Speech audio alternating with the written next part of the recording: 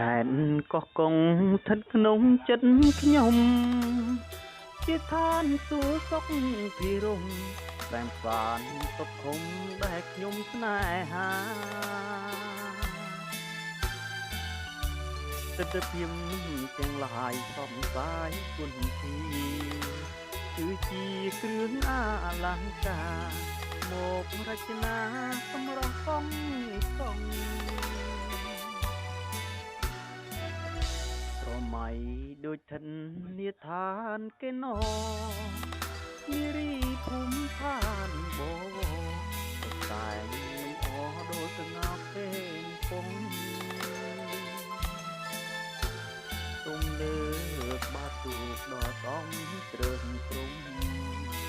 សំវែងរលើបរលុយធាក់ពោផំដូចកែណរៃជប់ចិត្តគយគុណអរុណរៀងរាំងទូមីដេដាំងសម្រប្រទះចិត្តភាពប្រពៃជប់ចិត្តគយគុណកាយយន្តសម័យរលករលេងចាំងរស្មីដូចទឹកឆ្នៃរចនានារីស្លៀកពាក់ឆ្លុះពណ៌គ្រប់យ៉ាង